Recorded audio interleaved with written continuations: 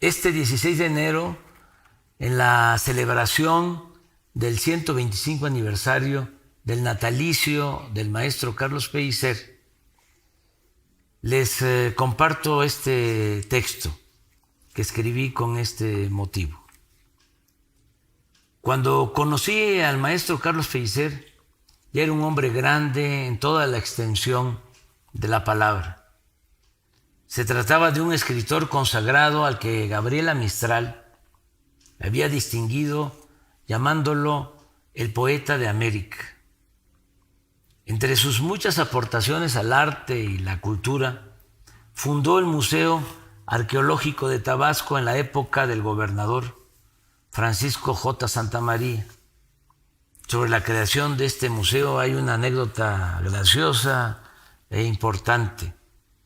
El 28 de abril de 1952, el maestro Pellicer le escribe al gobernador Santamaría en un tono de sutil reproche, diciéndole que como no hay dinero para terminar los 4 salones faltantes y concluir el museo a finales de junio, ha decidido regresar a la Ciudad de México, textualmente le dice, en el entendido de que tan pronto como ustedes se recuperen económicamente, yo volveré con la alegría que he demostrado a ponerme al frente de la organización de nuestro hermoso museo. Más tarde, el 20 de agosto de 1952, el gobernador, también maestro en letras, e igualmente simpático, le contesta: querido Bate, tengo el gusto de calmar tus inquietudes espirituales por medio de una receta de 5,049 pesos 11 centavos, que en una pastilla, vulgo cheque, medicina o específico original del doctor Santamaría, te envío para ser despachada por la farmacia del Banco Nacional de México. Espero tu recuperación y pronto retorno y abrázate afectuosamente para que cesen tus lágrimas y adviertas que no nos rajamos.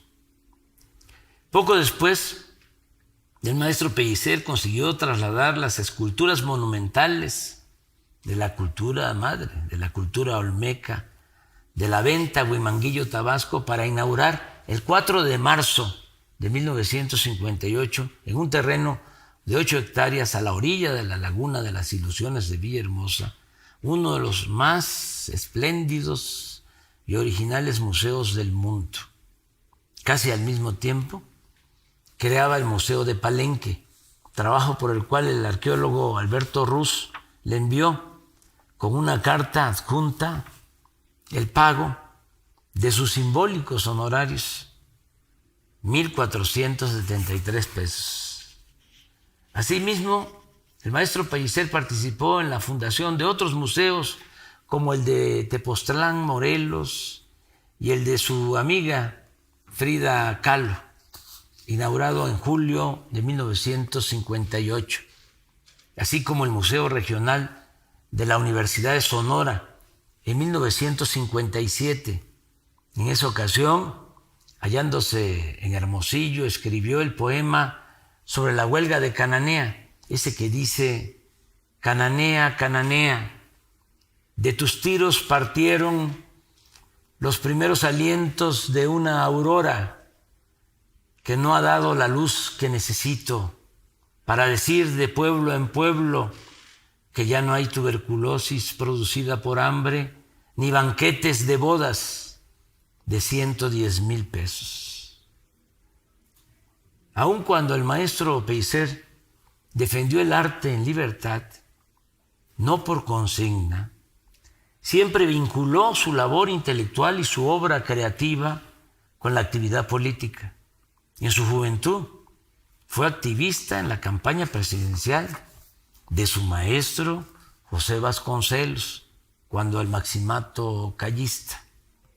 Participó en las brigadas internacionales que fueron a España a defender la República de la sublevación franquista. El maestro Pellicer se desempeñó por muchos años como presidente del Comité en Defensa y Solidaridad con el pueblo de Nicaragua durante la dictadura de Somoza, y se manifestó y repartió volantes a la llegada a la Ciudad de México del presidente John F. Kennedy en protesta por la invasión de Bahía de Cochinos en Cuba. En fin, cuando conocí al maestro Pellicer, yo estudiaba la preparatoria en Villahermosa y él era un hombre talentoso y de probadas convicciones humanistas y libertarias. Lo vi por primera vez en el antiguo Museo de Tabasco, ubicado en la Plaza de Armas de Villahermosa. Vivía porque era un hombre humilde, estoico, debajo de una escalera. Allí tenía su catre y una caja como buró. Lo recuerdo con su camisa de manta, huaraches, sombrero y lentes negros. El trato más cercano y constante lo tuvimos cuando me trasladé a la Ciudad de México para estudiar ciencias políticas en la UNAM. Corría el año de 1973, que me marcó para siempre, porque sentí a profundidad la desdicha del golpe de Estado contra el presidente de Chile, Salvador Allende, víctima de la dictadura militar encabezada por el general Augusto Pinochet. Contaré algunas de muchas anécdotas que guardo de esos tiempos del maestro Pellicer. Recuerdo que una Navidad fui a visitarlo a la calle de Sierra Nevada, en las lomas de Chapultepec, y luego de hablar de asuntos políticos, de piezas arqueológicas que llenaban su casa, falsas o auténticas, pero bellísimas, y del nacimiento que año con año montaba para el disfrute de muchos, al despedirme me entregó un rollito de billetes que fueron mi felicidad, porque en esos tiempos, como decíamos, traíamos hambre vieja. Aunque no era mucho, el dinero alcanzó para invitar a Isidoro Pedrero Totosaus, a Eber Sánchez, Alejandro, a Carlos Serino Marín, David Izquierdo Mayo y otros amigos a comer gallina con rabadilla en los famosos caldos Zenón, ubicados cerca de la calle de Violeta, en la colonia Guerrero, donde vivíamos 80 jóvenes becados con hospedaje y de vez en cuando, o de manera periódica, alimentación en la casa del estudiante tabasqueño. Tampoco podría olvidar la vez que lo acompañé a una entrevista con el ingeniero Leandro Rovirosa Guade, quien era entonces secretario de Recursos Hidráulicos y fue posteriormente gobernador de Tabasco.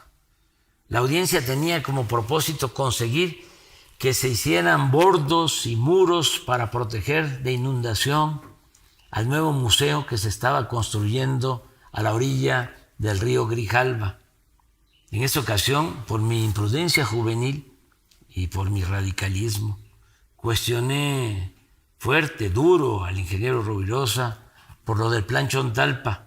Sin embargo, el ingeniero Rovirosa, como gran ser humano que era, me tuvo paciencia, fue comprensivo y tolerante, como lo sería después cuando fui director del Centro Coordinador Indigenista Chontal durante su gobierno. A la salida de la oficina del ingeniero Rovirosa, en un tono serio, simulando enojo, el maestro Pellicer me expresó: a usted, don Andrés, porque así me decía, no lo vuelvo a traer a estos acuerdos. Por esos tiempos hicimos un viaje inolvidable de Villahermosa a las cascadas de Agua Azul, en Chiapas, en compañía del periodista Julio César Javier Ruiz, ya afinado, conocido como el Pochitoque. En Tabasco es común que a todos nos pongan apodo. También nos acompañó Carlos Sebastián Hernández director del Museo de Tabasco. En todo el camino fue risa y risa, carcajadas del maestro por las ocurrencias y la picardía tabasqueña de Julio César, quien manejaba su auto y llevaba la batuta de la conversación, aunque Carlos Sebastián le hacía segunda en el mismo tono. Pienso que nadie rompía mejor la solemnidad, real o fingida, que siempre caracterizó al maestro Pellicer, y nadie lo ponía de tan buen humor como Julio César, con su ingenio y sus cuentos colorados. De regreso de Agua Azul pasamos a cenar a Palenque, en el restaurante de mis padres. Cuando lo nombraron candidato a senador por Tabasco, tuvimos alguna diferencia, pues según yo, como lo sostuvo entonces el ingeniero Alberto Castillo, el maestro Pellicer había dado su brazo a torcer. Recuerdo que el día del destape o nominación, en el Ovaciones de la Tarde, el gran novelista Juan Rulfo, no sé todavía si con autenticidad o ironía, declaró que con el maestro Pellicer como senador le iría muy bien a México, o algo por el estilo.